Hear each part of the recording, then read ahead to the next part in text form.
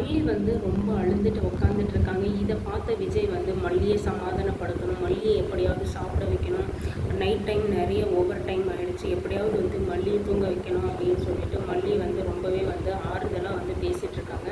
பார்த்துக்கலாம் மல்லி, வெண்பாக்கு எதுவும் ஆகாது, வெண்பா வந்து நமக்கு கிடச்சிருவான், நீ ஏதாச்சும் சாப்பிட்டு போய் கொஞ்சம் நேரம் ரெஸ்ட் எடு, காலையிலேருந்து வந்து நீ அழுதுகிட்டே இருக்க, ஏன் இப்படி ஃபீல் பண்ணிகிட்ருக்க, நம்ம வெண்பாக்கு எதுவும் ஆகாது, நம்ம கண்டுபிடிச்சிடலாம், போலீஸ்கிட்ட சொல்லியிருக்கு. அதுவும் இல்லாமல் ஆளுங்கள்லாம் வந்து தேடிட்டு இருக்காங்க.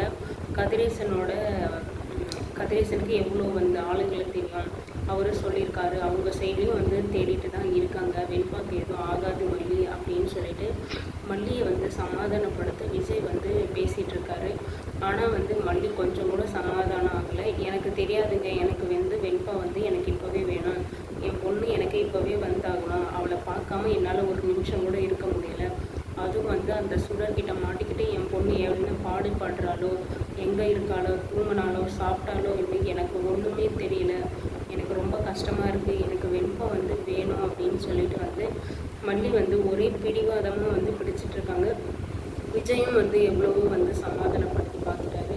சாப்பிட்டு மல்லி, வெண்பாக்கு எதுவும் ஆகாது, கண்டிப்பாக வந்து எதுவும் பண்ண மாட்டாங்க, அவள் ஒரு குழந்தை தானே, அவள் கண்டிப்பாக வந்து இந்த அளவுக்கு டார்ச்சர் எல்லாம் பண்ண மாட்டான் அப்படின்னு சொல்லிட்டு வந்து சொல்கிறாரு. ஆனால் வந்து நம்ம மல்லிக்கு வந்து அதால் ஏற்றுக்க முடியல. அவள் எப்படிப்பட்டவன், எவ்வளோ கொடூரமானவன்றது நமக்கு நல்லாவே தெரியும்.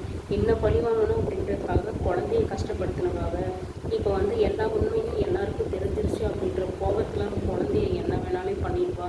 நம்ம வெண்பாவை என்ன பண்ணிடுவாளோ அப்படின்னு எனக்கு ரொம்ப பயமாக இருக்குங்க.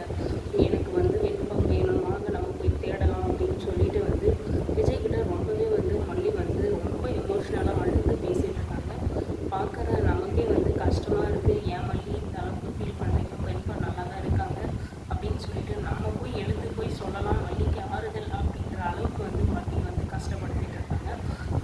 அதே மாதிரி நான் முன்ன சொன்ன மாதிரியே வந்து வெண்பா மட்டும் கொஞ்சம் தெளிவாக மயக்கம் இல்லாமல் சுயநினைவில் இருந்தாங்கன்னா கண்டிப்பாக வந்து அங்கேருந்து தப்பிக்க ட்ரை பண்ணுவாங்க.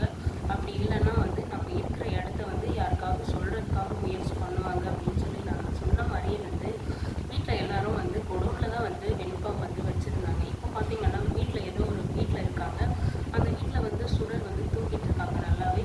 நம்ம வெண்பா குட்டிக்கு வந்து முழிப்பு வருது, அதாவது மயக்கத்தில் இருந்த வெண்பாவுக்கு தெளிவு வந்து முழிச்சு பார்க்குறாங்க. பக்கம் யாரும் இல்லை, சுடர் வந்து தூங்கிட்டு இருக்காங்க. வீட்டில் யாரும் இல்லை போல, அந்த ரவுடிங்கெல்லாம் நம்ம வந்து இதுக்கு தான் இந்த நேரத்தில் நம்ம கரெக்டாக தப்பிச்சிடலாம் அப்படின்னு சொல்லிட்டு ஷார்ப்பாக வந்து யோசித்து வெண்பா வந்து அங்கேருந்து தப்பிக்கிறதுக்கு வந்து முயற்சி பண்ணுறாங்க. தப்பிக்கவும் செஞ்சிடுறாங்க.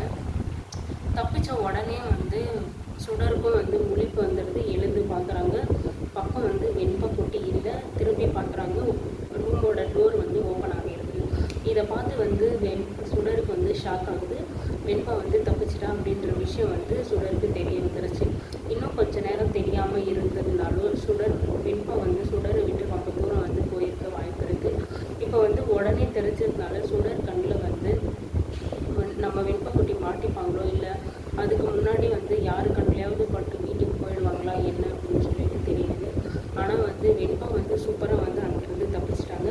ஸோ எந்த ஆபத்தும் இல்லாமல் மல்லிக்கிட்டையோ இல்லை விஜய்கிட்டையோ போய் சேர்ந்துடணும், அப்படி இல்லைன்னா வீட்டுக்கு போய் சேர்ந்துடணும் அப்படின்றது தான் எங்களோட விஷயம். இப்போ அவங்க எந்த இடத்துல இருக்காங்கன்னு தெரியல, வீட்டை விட்டு எவ்வளோ தூரத்தில் இருக்காங்கன்னு சொல்லிட்டு தெரியல. வெளியே வந்து யார்கிட்டையாச்சும் ஹெல்ப்பு கேட்பாங்களா, இல்லை அந்த ரவுடிக்கிட்டே வந்து ஹெல்ப்பு கேட்க போகிறாங்களா என்ன அப்படின்னு சொல்லிட்டு தெரியல. எனக்கு தெரிஞ்சு தப்பிச்சு வந்த வெண்பா வந்து வெளியே வந்து ரகுக்கிட்டேயே வந்து ஹெல்ப்பு கேட்டால் என்ன ஆகுறது அப்படின்றது தான். ஏன்னா வந்து ரகுவை வந்து வெண்பா வந்து இதுக்கு முன்ன பின்ன பார்த்தது கிடையாது. ஸோ ஹெல்ப் பண்ணுற மாதிரி ரகு போயிட்டு வெண்பாவை திரும்பவும் வந்து கடத்தி கொண்டு வந்துடுவாங்களோ அப்படின்ற ஒரு சின்ன பயம் இருக்கிறத விட பெரிய சந்தேகமாகவே இருக்குது. ஏன்னா வந்து வெண்பா வந்து ரகுவை இதுக்கு முன்னாடி பார்த்ததில்லை. அவங்க ஒரு பேட் பாய் அப்படின்றது வந்து வெண்பாவுக்கு தெரியாது. இந்த ரகு வந்து வெண்பாவை நோட் பண்ணி வெண்பா தப்பிச்சிட்டாளா அப்படின்னு சொல்லிட்டு வந்து உஷாராகி வந்து ஹெல்ப் பண்ணுற மாதிரி போய் ஹெல்ப் பண்ணாருன்னா அவ்வளோதாங்க, நம்ம வெண்பாவை வந்து திரும்பவும் வந்து கடத்தி வச்சுருவாங்க, திரும்பவும் வந்து டிமாண்ட் பண்ண ஆரம்பிச்சிருவாங்க. இப்படியெல்லாம் எதுவும் நடக்காமல் நம்ம வெண்பா வந்து நல்லபடியாக போயிட்டு வந்து வீட்டில் சேரணும், மல்லிக்கிட்ட சேரணும் அப்படின்னு சொல்லிட்டு நம்ம எல்லாரும் நினச்சிட்டு இருப்போம். நானும் நினச்சிட்டு இருக்கேன். அப்படி நடந்தால் கொஞ்சம் நல்லாயிருக்கும். அது மட்டும் இல்லாமல் ஏப்ரலோடு வந்து எல்லாமே முடிய போகுது.